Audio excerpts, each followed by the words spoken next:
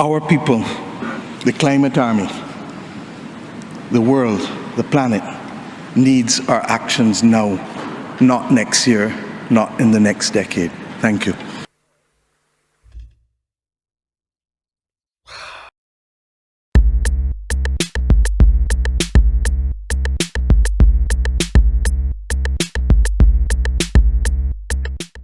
Buongiorno, freaks and geeks, and welcome to another MKH reaction.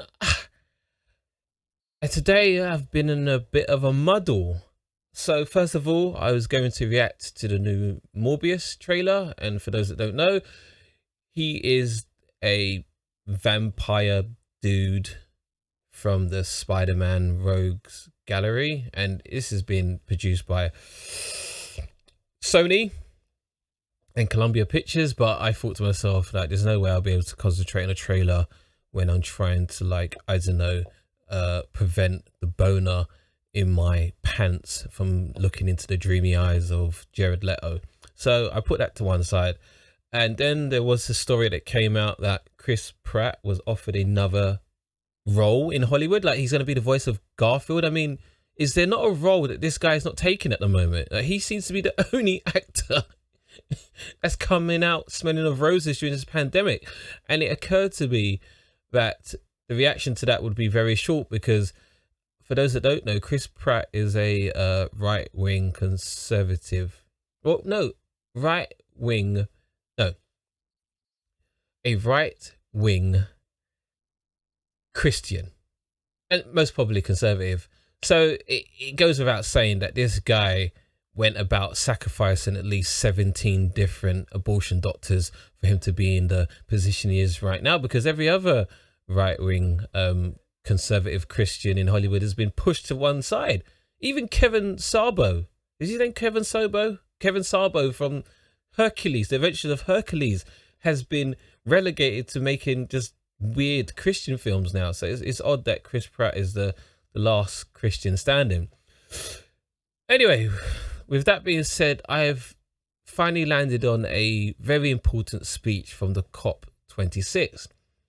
Now, being a dummy I didn't actually know what the COP meant in the COP26. I knew 26 meant that this was the 26th annual meeting, and it so happened to be hosted by Boris Johnson in Glasgow. And I think that's kind of sweet that he basically put on a leaving party for Scotland, because very soon they're going to be leaving this union, mark my words. But yeah, I just didn't understand what COP meant. I thought, was this like the collaboration of like proper pricks or proper twats? I don't know, like, but it turns out that the COP in COP26 actually means Conference of the Parties, which even sounds even more just bizarre and confusing. Now this conference, and it's a UN. So it started by the UN, I guess was it 96? Let's just have a look here. It was started by the UN in what year? Come on, tell me. When was this established? Yeah, you're not telling me anything here. This was started in 1995. The first one happened in Berlin, Germany. And United Nations Climate Change Conference, because, you know, climate change is actually a thing. But you'll never know going by some of these Tory MPs. So anyway, and this conference actually lasts for, like, what's that, 13 days. So from the 31st of October, so Halloween, until the 12th of November, the day after Remembrance. Well, the 11th of November, that's Remembrance Day, isn't it? But is it the First and Second World Wars? So it's quite a lengthy conference. And the reason I just don't give a damn about this conference is because if it's about climate change, why did you all need to take your private jets to one location? Couldn't you have done it by Zoom or Skype or something? Like, if you really are serious about, I don't know, bringing down carbon emissions and being, I think, implementing a zero net policy within your country, why would you then say, let's everyone gather in this one place, you know, make this part of the world the most polluted part of the world for that like 2 weeks. Like, why not? Like, what? So bizarre. But yeah, so that's but so I wasn't going to react to anything to do with this conference. I know there's a lot of news around it. Greta Thunberg came to the UK, and that just riled up conservatives no end. I know that what's it called? Joe Biden was going around in a convoy, and like his car, the Beast, basically does 8 miles to the gallon, which is absolutely insane. That he can, on the one hand, put his signature against a pledge to like reduce carbon footprint, and he's going around in a truck named the Beast that does 8 miles to the gallon. That just blows your mind off. And then obviously you had that hilarious story about the fact that all the people that were in London were trying to get a train up to the conference, but a tree fell on the tracks, so they ended up taking private jets, or just jets, or just flying to Scotland. I mean, what is happening? I say that all to say that I wasn't going to react to anything until a magnificent speech. Well, I've been told it's a magnificent speech. I haven't actually watched the speech, but this speech is actually given by the Prime Minister of Barbados. And for those that don't know, Barbados is in the Caribbean, the West Indies, and that's why I've got my St. Lucian flag wrapped around my head right now. And the Prime Minister of Barbados, for those that don't know, is Mia Mottley. And this intelligent woman, this wonderful being right now, is the first female Prime Minister of Barbados, but also she's a leader of the Barbados Labour Party, so she's like a bit of a lefty, and she has done a number of interviews just showing everyone why she is formidable and is not to be messed with, even though she is the Prime Minister of a very small and flat Caribbean island. I mean, you can drive across that island like in 2 hours. Or am I being ungenerous? I don't know, like you can do that within a day. Like you can see everything you need to see within a day. But this woman's like burst onto the scene and when she became Prime Minister in 2018, and she said, you know what, we're going to get rid of the Queen. Like she just came on the scene like, we're becoming a republic. I'm going to be the head of state. Like none of this head of state, like we're not going to be any more Commonwealth, which I absolutely admire. It's fantastic and beautiful to see.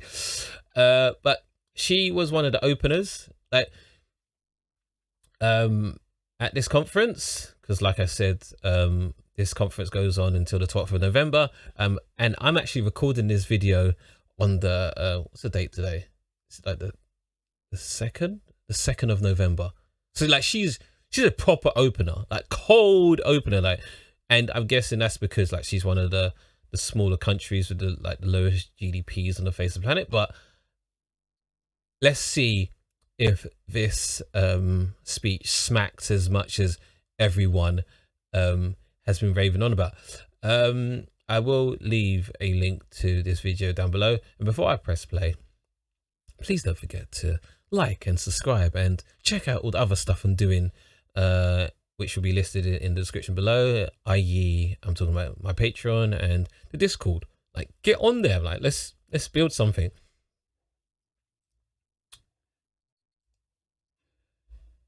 I'm trying to build an international coalition of lefties and knock down all these borders and just bring leftist politics across the planet. But anyway, let's get into this. I'm going to press play now. Your Royal Highness, Excellencies, distinguished guests, ladies and gentlemen. Take notes, everyone. When you're about to put your foot up some people's asses, make sure you feed them a spoonful of honey first, because you're about to break off a whole foot up in their asses. So let's get into this. The pandemic has taught us that national solutions to global problems do not work. We come to Glasgow. Oh, she come at the gate hot. Now, this pandemic, which froze the world for like 18 months, and it's still going. Like we're not out of the other end of the pandemic. I don't think the World Health Organization has declared it over yet, but we saw, because the world is governed by capitalist states, that the biggest countries in the world decided to make this vaccine and thought, okay, now we've got this vaccine, let's hoard this vaccine and keep out the global south. So we're talking about poorer countries in the continent of Africa. You got poorer countries in South America. You got poorer countries in Asia. Let's just hoard all these vaccines, because guess what? Unless they're going to pay, they don't need the vaccine or want the vaccine. So I think this is what she's alluding to. Let's go with global ambition to save our people and to save our planet. But we now find 3 gaps: on mitigation, climate pledge. Also, can I just say, check out the swag. Like, hey, you're going to give a speech as bold as this one, you need to come with a bold fit. The drip is exquisite. But we now find 3 gaps: on mitigation, climate pledges or NDCs. Without more, we will leave the world on a pathway to 2.7 degrees, and with more, we are still likely to get to 2 degrees. Are you taking that in? So if we actually do stuff right now, the world is still going to warm up by another 2 degrees. And let me tell you something. Living in London, the difference between 28 and 30 degrees in hot, sweaty, humid, pollution-filled London is the difference between being under an umbrella and directly facing the sun. It's not a great look. These commitments made by some are based on technologies yet to be developed, and this is at best reckless and at worst dangerous. On finance, we are $20 billion short of the $100 billion. Okay, so what I didn't mention in my intro is that this conference wasn't only attended by world leaders, but this conference was also attended by this timeline's Lex Luthor, without a Superman to fight, Jeff Bezos, the owner of Amazon, who flew in by private jet from his private getaway with Bill Gates, freshly separated, or is he divorced now? I don't know, freshly separated Bill Gates. Now, I'm willing to take the largest bets against the biggest odds that those guys ended up going down on each other. Like, when you're that rich, what else would you do with another billionaire on a private boat? Like you literally have all the money in the world to do whatever you want. So why would you not get a bit frisky if you really wanted to? And also, even if there was staff on there that saw it, they're not going to tell anyone, because you have so much money that you're either going to pay them off to keep their mouth shut, or to pay someone to kill them. I mean, there's literally no reason why they wouldn't get hedonistic like that. So yeah, Bill Gates became infinitely richer during the pandemic. Like, Bill Gates could plug that gap of $20 billion if he really wanted to. Like, come on, he shot himself up into space using billions of dollars from I guess the government in America, and also off the back of his own Amazon employees, to shoot himself up into space for 10 seconds. And he'd make back that $20 billion within a week, if he really wanted to. So it's actually a disgrace. Also, you got people like why is Prince Charles there? Like, where's all the people talking about unelected officials or bureaucrats or unelected royal family members with massive royal chips on their shoulders going to these events? Just because Prince Charles has spent the best part of his 70 years on this planet fingering plants in his flipping back garden. Doesn't mean he has the right or nous to go around rubbing shoulders with actual elected officials. And this commitment, even then, might only be met in 2023. On adaptation finance remains only at 25%, not the 50-50 split that was promised nor needed given the warming that is already taking place on this earth. Climate finance to frontline small island developing states declined by 25% in 2019. Failure to provide the critical finance and that of loss and damage is measured, my friends, in lives and livelihoods in our communities. I feel like she's just reeling this off the dome, like freestyling it. But you can see that she's not making up the figures. The figures just roll off her tongue. And just the accuracy and like the power she's delivering. Like, this is amazing to watch. This is immoral and it is unjust. If Glasgow is to deliver on the promises of Paris, it must close these three gaps. So I ask to you, what must we say to our people living on the front line in the Caribbean, in Africa, in Latin America, in the Pacific, when both ambition and regrettably some of the needed faces at Glasgow are not present? And everyone's seen that meme about like featuring Ben Shapiro. So let's say, for the sake of argument, that all of the water levels around the world rise by let's say 5 feet over the next 100 years, say 10 feet by the next 100 years, and it puts all the low-lying areas on the coast underwater, right? Which, let's say all of that happens. You think that people aren't going to just sell their homes and move?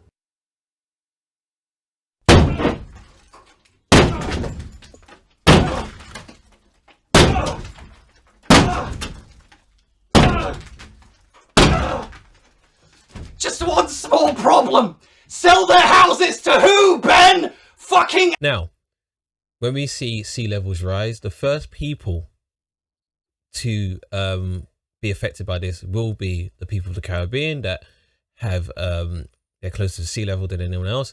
It's going to be people in Africa. So once Ben Shapiro sees that, I think he's going to take climate change a lot more serious than he is right now. And as Prime Minister Mottley is putting it very succinctly and articulately, like, guys, the people on the front line are trying to tell you, yo, fix up. What excuse should we give for the failure? In the words of that Caribbean icon, Eddie Grant, will they mourn us on the front line? When will we, as world leaders across the world, address the pressing issues that are truly causing our people angst and worry, whether it is climate or whether it is vaccines? Simply put, when will leaders lead? Our people are watching, and our people are taking note. And are we really going to leave Scotland without the resolve and the ambition that is sorely needed to save lives and to save our planet? How many more voices and how many more pictures of people must we see on these screens without being able to move? Or are we so blinded and hardened that we can no longer appreciate the cries of humanity? In a word, yes, they are blinded and hardened. Like these are the same leaders you're speaking to are happily selling arms to Saudi Arabia to blow the hell out of Yemen. They're dropping bombs in Iraq and other places. Happy to watch Syria absolutely eat itself alive over the course of a number of years because of this civil war. There's so many things where humans are like you can see them directly taking action and other people are losing their lives, and all of these leaders are just, they don't even bat an eyelid. So for them to then take on an issue as abstract as climate change is a very tall order indeed. I have been saying to Barbadians for many years that many hands make light work. Today, we need the correct mix of voices, ambition, and action. Do some leaders in this world believe that they can survive and thrive on their own? Have they not learned from the pandemic? I love how they pan to like to Joe Biden. At least he's not asleep. I think this world leader, this Prime Minister of Barbados, woke him up. I know earlier during, I think it was yesterday or the day before, there was some boring dead ass speech up on that stage. And he was like, yeah, I need to take a nap. And yeah, at least Joe Biden is at least pretending to care. Like his predecessor, Donald J. Trump, just didn't care. He said, I'm pulling out of Paris. This is crap. I don't believe in climate change. I don't care. I don't care. I'm orange. I don't care. Yeah. So. Can there be peace and prosperity if 1/3 of the world literally prospers and the other 2/3 of the world live under siege and face calamitous threats to our well-being? What the world needs now, my friends, is that which is within the ambit of less than 200 persons who are willing and prepared to lead. Leaders must not fail those who elect them to lead. And I say to you, there is a sword that can cut down this Gordian knot, and it has been wielded before. The central banks of the wealthiest countries engaged in $25 trillion of quantitative easing in the last 13 years. 25 trillion. Of that, 9 trillion was in the last 18 months to fight the pandemic.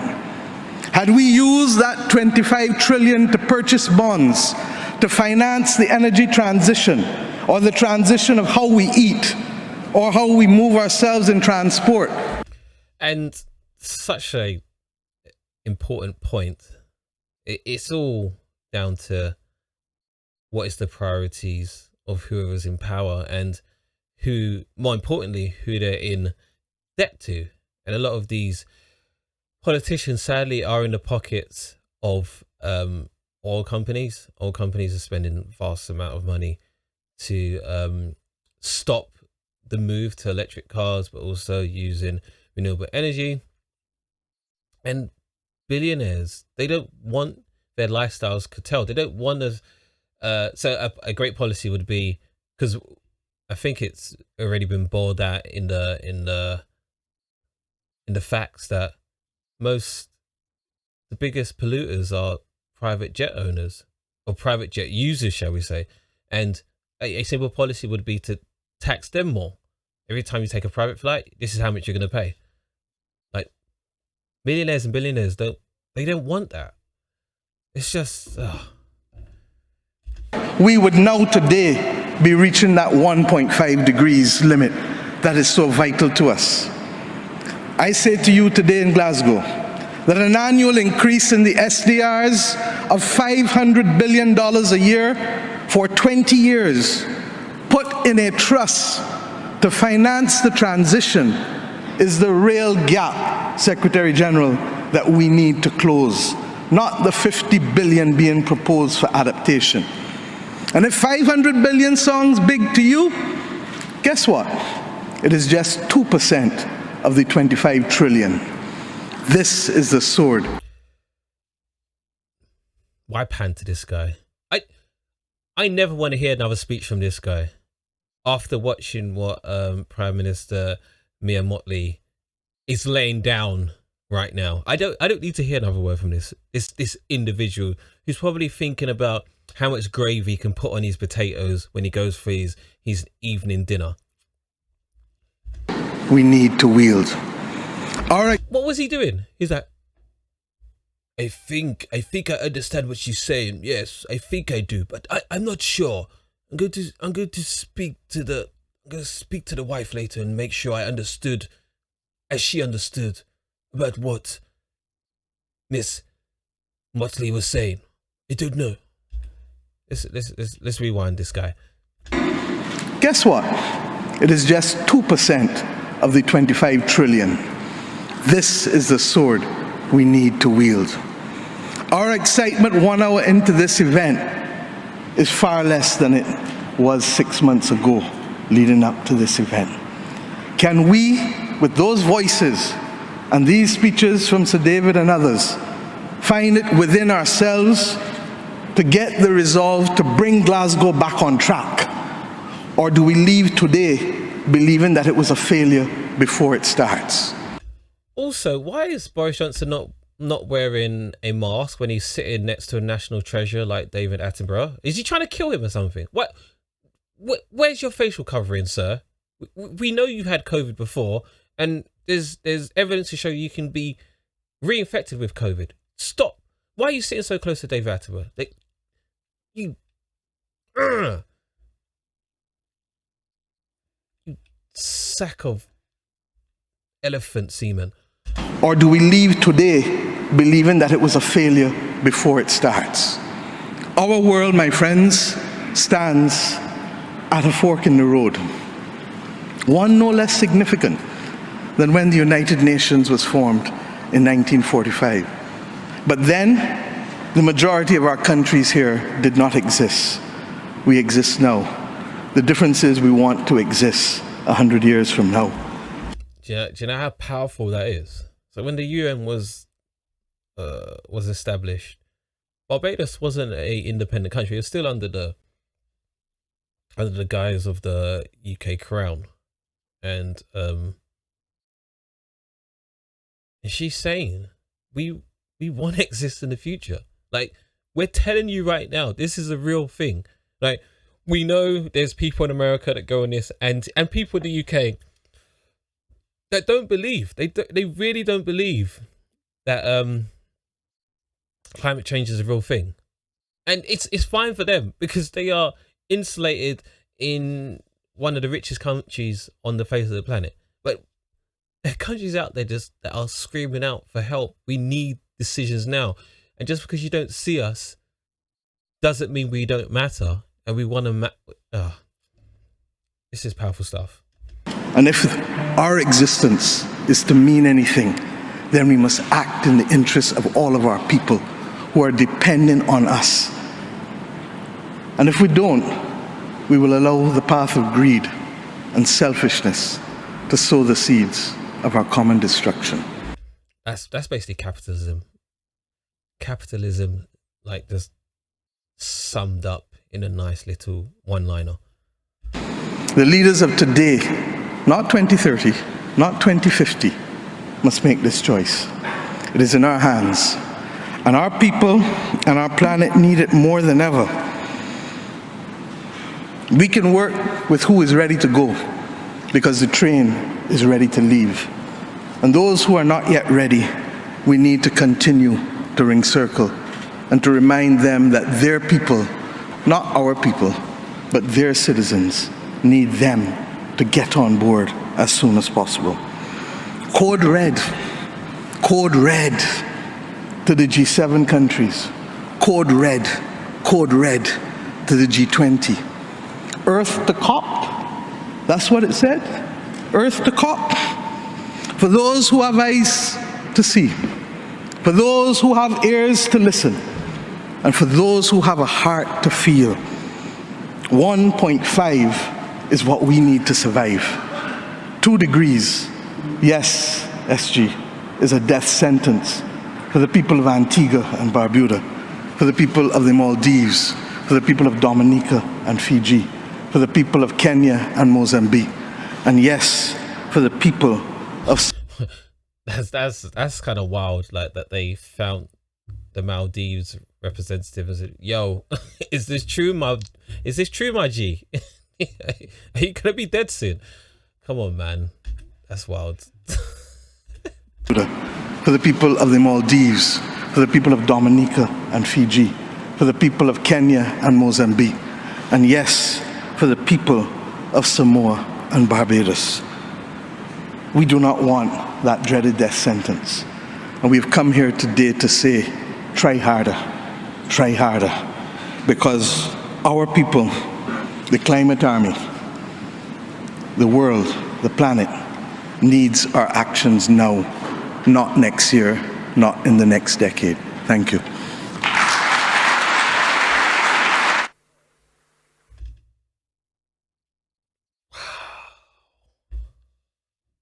Wow. It wasn't off the top of the dome. She had some notes there, but I don't want to see no one else. Like, if you're following the Prime Minister of Barbados and you're not coming with something with more heat than that, take it. Skip it. Skip it. I don't care. Tear up whatever speech you had. Like, can you imagine what Boris Johnson's going to say? Like, he's not going to come with anything that comes close to that speech that we just watched. I mean, goodness gracious me.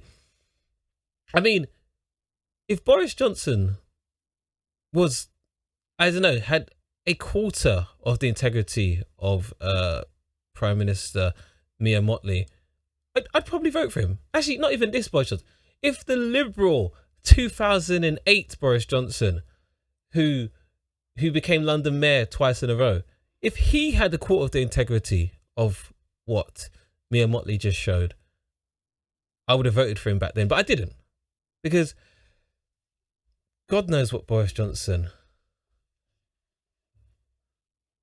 believes in. I mean, I guess it's whatever lands in his face that day. Even with the best will in the world. But that was a powerful, and like it was just like, I'm sure if you fact checked everything she said, it would all come up smelling of roses. I'm telling you, that was a powerful speech. Yeah, I'm blown away. It was a beautiful speech. Big up to the Prime Minister of Barbados, Mia Mottley. You are doing the Lord's work. Like, that's amazing. Like, yeah, more of that, please. More of it. So yeah, tell me what you thought down below in the comments. Like, how are we going to persuade the leaders of the biggest countries, i.e., you got America, you got the UK. China's not even, I don't think China's there. China didn't even bother going. You got France, Germany. How do we persuade them? Like, the smaller countries, like in terms of population size and actual physical size, landmass, are crying out for help, and they really need it. Like, we don't, like, what's going to happen in 30 years? We're going to start turning away dinghies from the Atlantic Ocean. Like, no, we don't even want any more, what's it called? Climate change migrants. No, we don't need that.